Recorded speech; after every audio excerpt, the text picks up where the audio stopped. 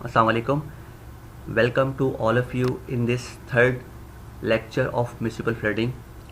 In second lecture, we have discussed the vaporizing gas drive process, and we have seen that vaporizing gas drive process is applied for a volatile oil reservoir, the oil which has large quantities of the intermediate components. In vaporizing gas drive process, the lean gas is injected, which takes the intermediate components from the oil and ultimately become so rich that it forms miscibility with your reservoir oil.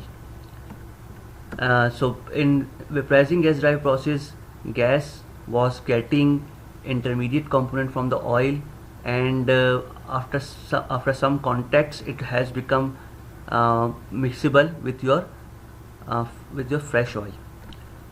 And we have also discussed that when the oil is heavy, we cannot apply the high pressure lean gas process, because if we inject lean gas in a heavy oil reservoir, no exchange of intermediate components will occur, and the gas will not get miscible with your reservoir oil. So no multiple contact miscibility process will occur if we inject lean gas in a heavy oil reservoir. So the second process, which is the second process of condensing, the second process of multiple contact miscible process is condensing gas drive, which is also called the enriched gas drive. In this process, basically we have heavy oil in the reservoir. Heavy oil means that it has very low intermediate components, and in this process we are injecting the gas which is rich in intermediate components. So basically in this process we are trying to transfer the intermediate components from the gas into the oil, and we are trying to change the composition of reservoir oil in a manner that ultimately it gets mixed with your injected gas. So if we consider the initial composition of the injected gas and injected oil, this is basically the process diagram of a condensing gas drive. G is the initial gas composition, O is the initial oil composition. As you can see, this G is lying around the center of the site containing C1 and intermediate components, showing that in the mixture of the injected gas you have sufficient quantity of intermediate components. Point O, which is basically representing the initial composition of the reservoir oil, is lying near to the bottom left, indicating that this oil contains large quantity of heavier component. So as you can see over here, the line joining the O and G is passing through the two-phase region. So initially the displacement of oil O by G will be immiscible, just like the initial condition of vaporizing gas drive. So we have seen that heavy oil will lie on bottom left of the ternary diagram, and rich gas will lie on top right of the ternary diagram. Again, in this process the condition is that the composition of the injected gas should lie on the right side of the limiting tie line. So this has to be there, that this is the composition of the injected gas G, and for this process to occur, the composition of the injected gas should lie on the right side of the limiting tie line. This process will not occur if this condition does not meet. So basically when you start when you start injecting gas G in reservoir oil O, so just like in vaporizing gas drive, the initial displacement will be immiscible. Gas oil will the gas G will bypass oil and some of the oil will remain in the swept zone. This oil O is in contact with the gas G, and in condensing gas drive, this trapped oil, the residual oil, is getting intermediate components from gas G and is getting richer in intermediate components. Since we are continuously injecting gas G, so the residual oil whose composition is continuously changing will always comes in contact with the injected gas we are injecting.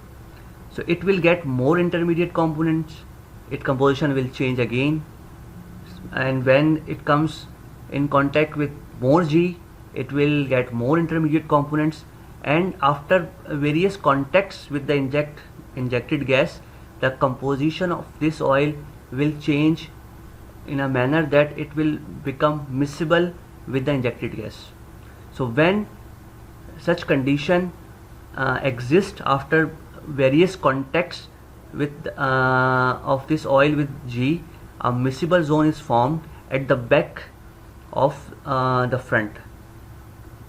So here the miscible zone will form, and afterward no oil will be left behind, and you will have you have achieved the multiple contact miscibility. So this is a description of this figure, that when enriched gas injection is started, the process is at first of immiscible type. By a similar reasoning to that used in case of high pressure injection, oil behind the front will move progressively richer until it attains the composition OT, while the gas in contact with virgin oil at the front becomes progressively drier than gas G. Bank of oil composition OT will then be miscible with the injected gas G. There is no residual oil remain in the reservoir, because in this case the miscible bank is formed at the back side, so all the oil is swept and recovery is theoretically 100%. So basically two things have been discussed in this slide. One thing is that this oil that has been left behind, the oil that has been left in the swept zone is getting richer intermediate component and ultimately gets miscible with your injected gas, and miscible zone is formed, and afterward this miscible zone will move further and swept all of the oil from the reservoir. The second is the gas that is moving further. So that gas, that basically the gas G first comes in contact with this oil, will transfer its intermediate components to the oil, and that gas, after losing its intermediate component, have become dry, and that dry gas moves further and basically is of no use to us, because in this process we want gas to transfer intermediate components to oil, and if it is becoming drier after moving from this swept zone, it is of no use to us. It will remain in reservoir and will ultimately produce when this miscible zone moves ahead.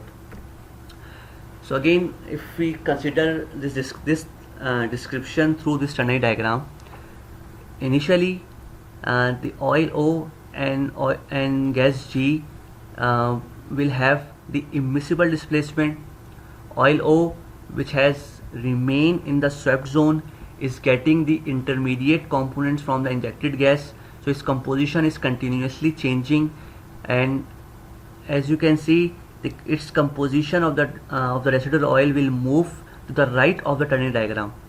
So O2, O1, OA, OT, these are the composition of the reservoir oil after some contacts with your injected gas, and it has taken the intermediate component, so it is moving on the right side of the Ternary diagrams, and ultimately the composition has moved to a level where the line connecting the OA and G is outside the two-phase envelope.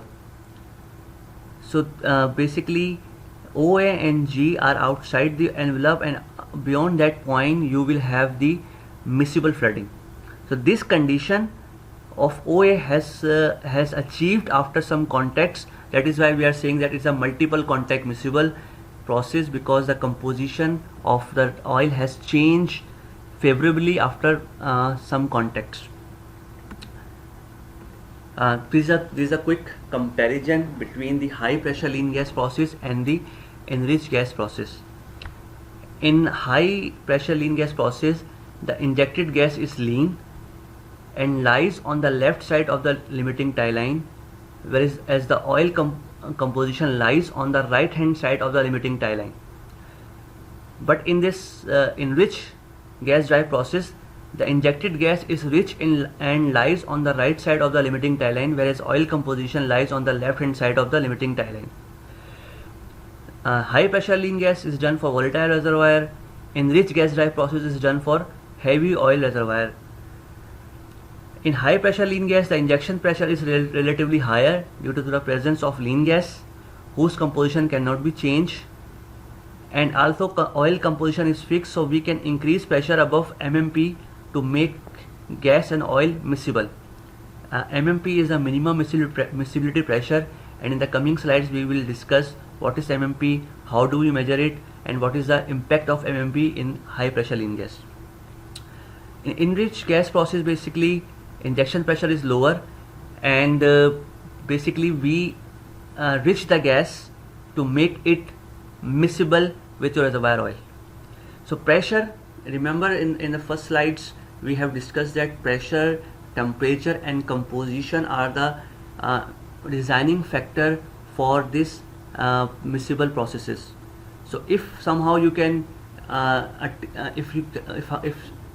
if somehow you can apply the required pressure for mixing two mixtures, for example, if you want to mix gas with your oil and you can apply any pressure, so that gas will become miscible with your oil. And since we know that pressure cannot be applied infinitely, we have some limitation. So so we play with composition and try to make that gas miscible with the oil by playing with the composition. So in high pressure lean gas, there is a requirement of pressure. In condensing gas drive, there is a requirement of composition. Again, temperature is constant in these processes. Since high pressure can be applied in high pressure lean gas, so this process can be done in deep formation, and since we cannot apply very high pressure, so this is done in relatively shallow formations. In high pressure lean gas, the injected gas is getting intermediate components from the oil, so its composition is changing and moving to the right direction in the Ternary diagram, and after some contacts with the oil, its composition crosses the limiting tie line and it becomes miscible with your oil. While in enriched gas drive, the oil composition shifts to the right and ultimately comes to the right side of the limiting tie line and becomes miscible with the gas. So in one case the injected gas composition is changing, in one case the composition of the residual oil is changing. In this process, in high pressure lean gas, the miscible bank is formed at the front, and some residual oil is remained after the displacement process. But in this enriched gas drive, miscible bank is formed at the back and no residual oil is remained in the reservoir.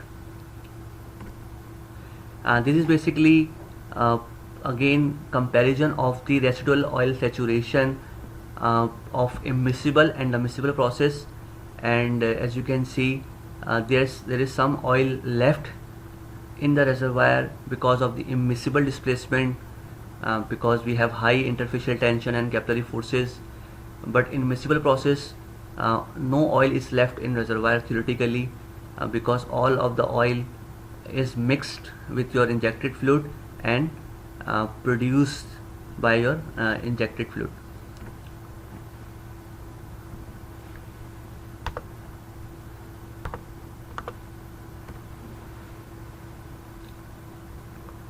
In this slide, uh, uh, we, in this slide, it has been discussed that when the injected fluid and reservoir oil will have which type of the displacement. For example, I1J1. So when the initial composition of the reservoir fluid is I1 and the injected gas composition is J1, and as you can see, when they are passing through the two-phase region and both of them lying on the left side of the limiting tie line, so the displacement of I1 by J1 will always be immiscible. Neither the composition of oil O1 will shift to the right of the limiting tie line, nor the composition of J1 will shift to the right of the limiting tie line. So the displacement of oil A1 and J1 will always be immiscible because both of them lying on the left side of this limiting tie line. So I1 J1 will be immiscible drive. I2 J3. I2, this is the composition of reservoir oil which is lying on the right side of this limiting tie line. J3, basically this is the composition of the injected gas which is also lying on the right side of the limiting tie line. So since both the composition of the mixture of injected gas and the reservoir oil are lying on the right side of the limiting tie line, basically the displacement will be first contact miscible. The first contact miscible.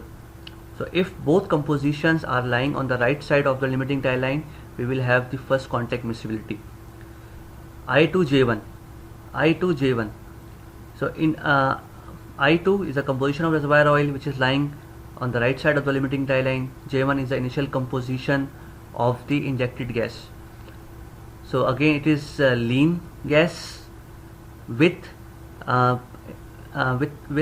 oil rich in intermediate components. So I2J1 displacement will be an example of vaporizing gas drive because one of them is lying on the right side of the limiting tie line. I1J2.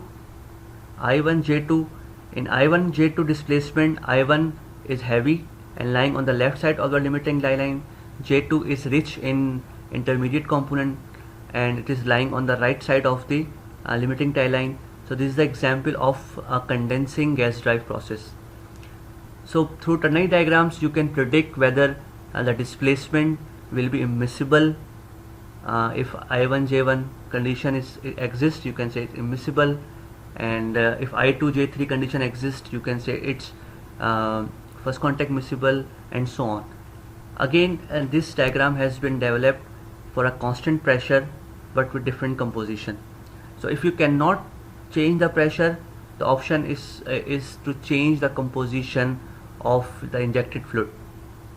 So if the reservoir pressure and the composition of reservoir oil is fixed, the only thing you can change is the composition of the injected fluid to make that gas miscible with your reservoir oil. For example, in the case of I1J1 was immiscible, but when you change the composition of injected gas from J1 to J1 to J2, now this I1 J2 are basically miscible, and the process is condensing gas drive.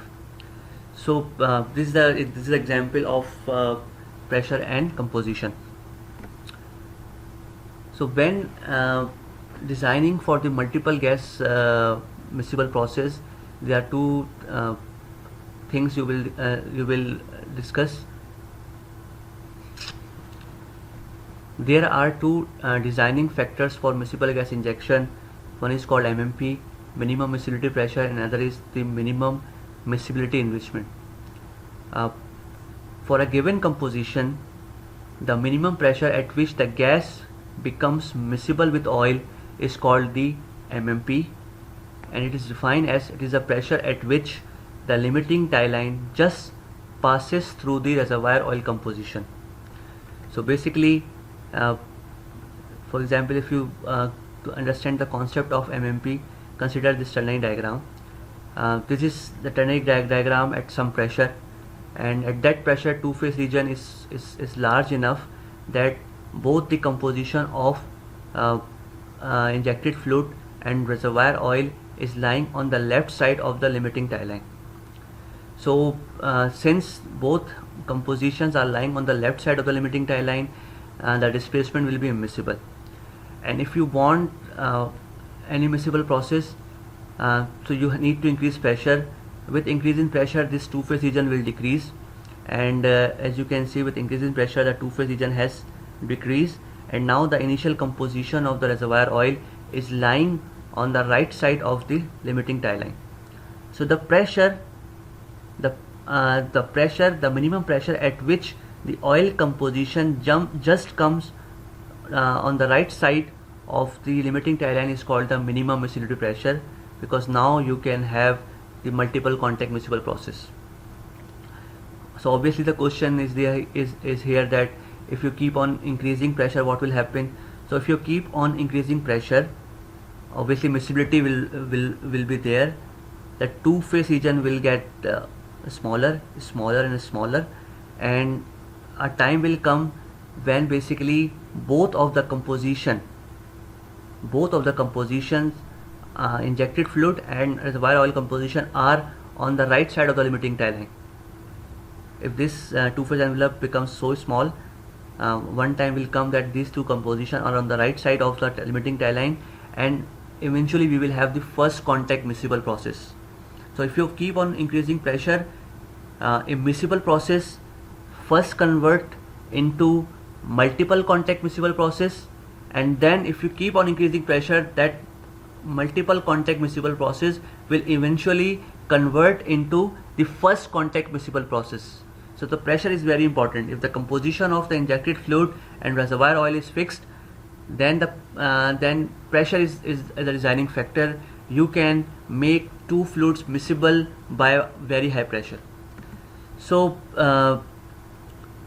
the concept of MMP comes in case of high pressure lean gas, because in this case we have lean gas composition which always lies on the left of that limiting tie line, and moreover reservoir oil composition also fixed. So the concept of MMP means a minimum pressure at which the two-phase region is made small enough that the oil composition will come on the right hand side of the limiting tie line for this process.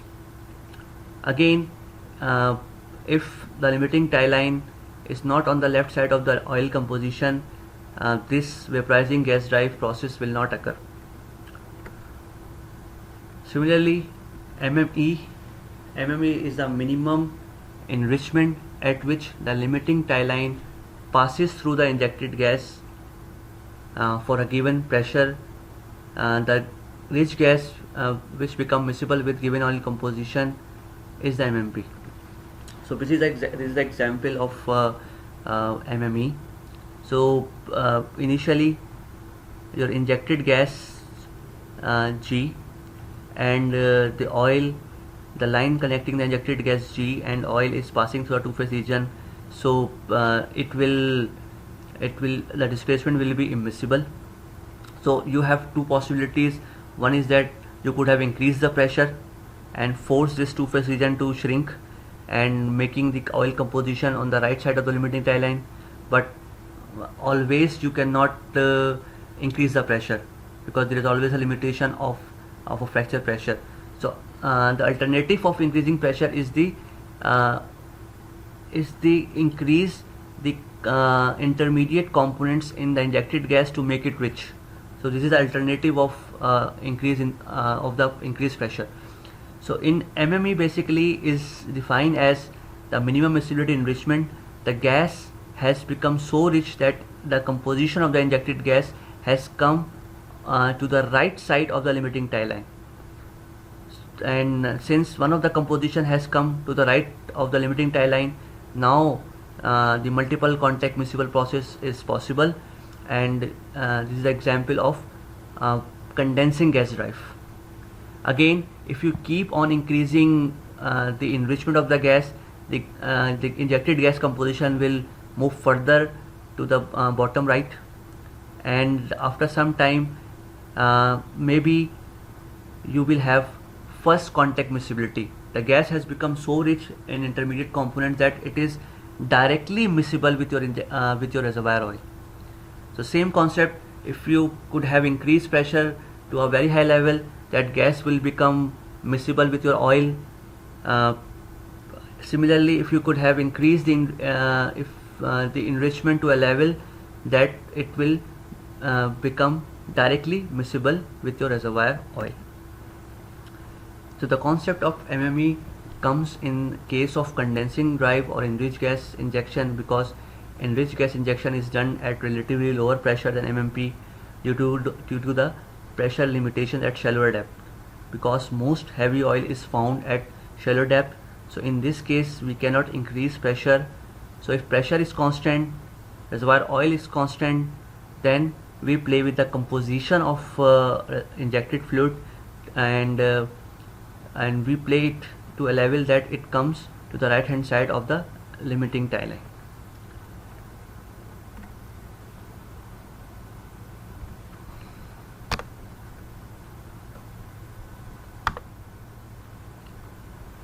This figure is showing the different displacement processes, and on this slide, on this figure, basically on x-axis you have pressure, and on y-axis you have the enrichment of the injected gas measured in terms of ethane plus content of the injected gas.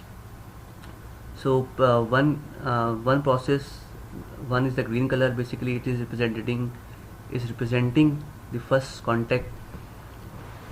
In this process, all four displacement processes are mentioned. Four displacement processes are first contact miscibility, which is represented through the green color, and zone number 1. Zone number 2 basically vaporizing gas drive miscibility. Zone number 3 condensing gas drive miscibility, and zone number 4 is immiscible fluids. So these are four displacement processes that can occur in reservoir, and basically these four processes are the function of pressure and the enrichment of your injected gas. So in this figure, the x-axis is pressure and y-axis is the ethane plus content of the injected gas. So if both pressure and the ethane plus content of the gas are lower, you will be lying in zone number 4, which is showing that the displacement will be immiscible. So low pressure, low enrichment of gas means you will have immiscible displacement. So at a fixed pressure, for example, let's assume pressure is fixed and you are increasing the enrichment of the gas, so you are moving vertically. So ultimately a time will come that you will reach in zone number 3. So at a constant pressure, if you keep on increasing the enrichment of the gas, you will enter from immiscible displacement zone into the condensing gas drive zone. So if you can keep on increasing the enrichment of gas, you will move into the first contact miscible. So in another word, if you have a low pressure but very high enrichment of gas, you may have the first contact miscible process. Similarly, low pressure but moderate to high enrichment of gas, you will have condensing gas drive process. Low pressure and low enrichment of gas, you will have the immiscible displacement, and vice versa. If the enrichment of gas is constant and you are increasing the pressure, so at low pressure and low enrichment you have immiscible displacement. Low enrichment but moderate to high pressure, so moderate to high pressure you will be in the zone number 2, which is an example of vaporizing gas drive miscibility. So low enrichment but moderate to high pressure means that the process will be a type of a multiple contact miscibility. Low enrichment but very high pressure, you will fall in the zone number 1, which shows that at very high pressure the process will be first contact miscible process. So this is example again showing that pressure and the composition of the injected gas are very important at a fixed reservoir temperature. Again, reservoir temperature generally does not change, so but the effect of uh, increase in pressure is equal to lower in temperature.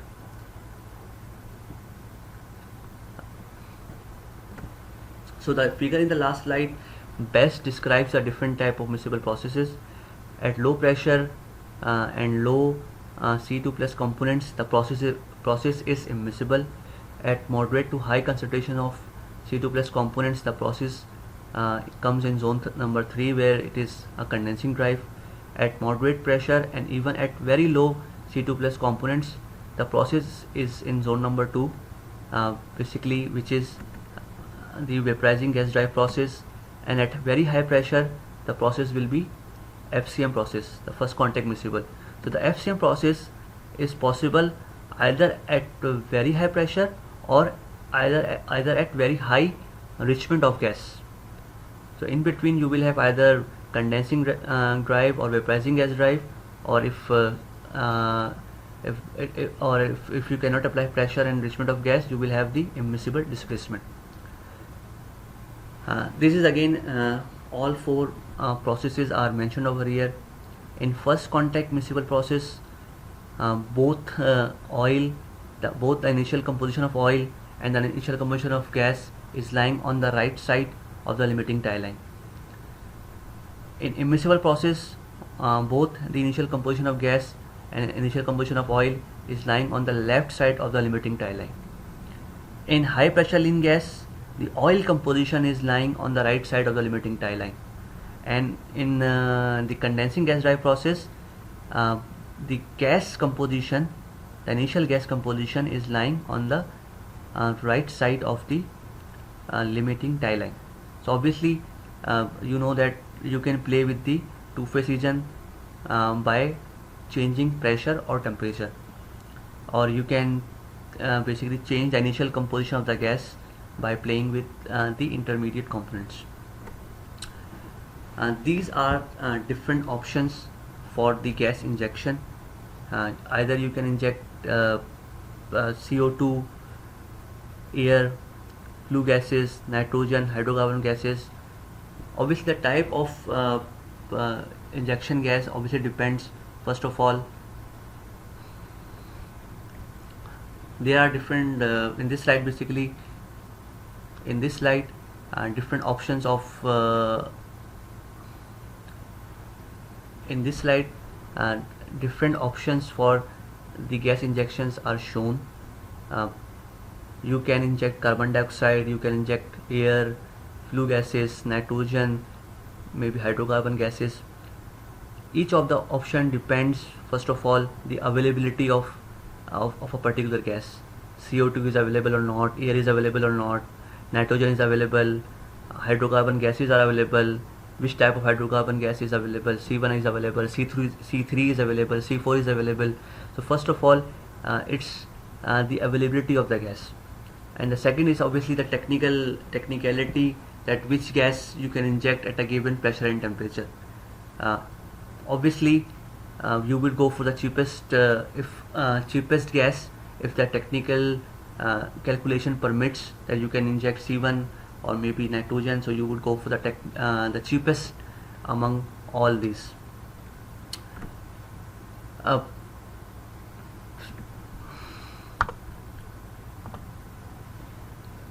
MMP and MME, both MMP and MME are determined from the experiment called the slim tube experiment. Slim tube experiment is one of the laboratory methods to calculate the MMP and MME.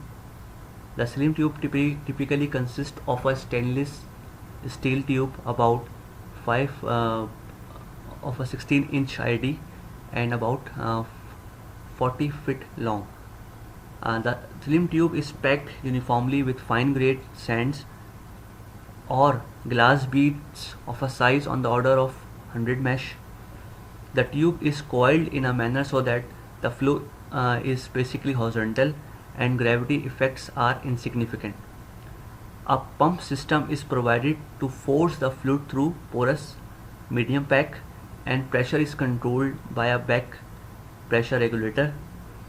At the effluent end of the tube, fluid collection and measurement systems are provided. The measurement system may include gas chromatography to determine the composition of the fluid at the effluent end. A small visual cell is also included at the effluent end so that the fluid product can be observed. A tube is made in form of coil so that large length can be achieved, and gas should not appear as a separate phase due to density. This is the basic process diagram. This is coiled slim tube which is filled with either sand or glass bead. This is typically 40 feet long and diameter is a fifth of a 16-inch ID. Generally, initially this coil tube is filled with reservoir oil and is displaced through the injected gas, CO2 or maybe CH4 or CH or propane or nitrogen, any gas. So this coil tube is filled initially with your reservoir oil. You inject gas, and at the outer end you have you are measuring the recovery and the rate and other things that are mentioned over here. So to conduct the test, the porous medium in the tube is filled with hydrocarbon reservoir fluid to be displaced. The displacing fluid is then injected at a constant rate. The experiment is continued to perform until we see a change in the composition of the produced fluid at the effluent end. At that, we record how much recovery we have gained at that particular displacing pressure, reservoir temperature, and given injected gas composition. So basically in this process we are measuring the recovery, the pressure, temperature, and the injected gas composition. So for a given injected gas composition, you are measuring the recovery at an applied displacing pressure. So in order to determine the MMP, the entire experiment is repeated several times at different pressure, but with all other variables held constant. So this is the result, the output of from a slim tube experiment. On x-axis you have pressure, and on y-axis you have recovery. So you have repeated the process for various injection pressure. So these are the points. So the experiment has been repeated for several injection pressure, reservoir oil composition, reservoir temperature, and the composition of the injected gas is constant when you are determining the MMP. So MMP, and you measure the recovery from the slim tube experiment at that particular injection pressure. So when you plot the recovery versus the pressure, you see you get this type of a graph where you see you observe a change in slope. So the point where change in slope occurring on this graph is the indication of MMP. MMP is the point above which you do not see additional recovery regardless of the increase in pressure. So this is the minimum miscibility pressure, basically the pressure above which you do not observe recovery from the slim tube experiment regardless of the increase in pressure. Obviously it's a visual tube, so you can also observe by through the window that whether miscibility has been achieved or not. So you can see that at around 1000 psi that injected gas and oil had a separate phase, so it's an indication of the immiscible flooding. At around 1500 psi, miscibility was started to develop between your injected gas and the oil. So basically, so you say that it's an example of a multi contact miscibility. At around 2500 psi, your gas and oil has become completely miscible. So this is an example of a first contact miscible. So in one type, when you are performing a saline tube experiment to estimate MMP, so you repeat this experiment for several times at different pressure, and each time you record recovery and you plot recovery versus pressure, and on the graph from where the recovery is changing, this is your MMP. That's all from my side for this third lecture of miscible flooding.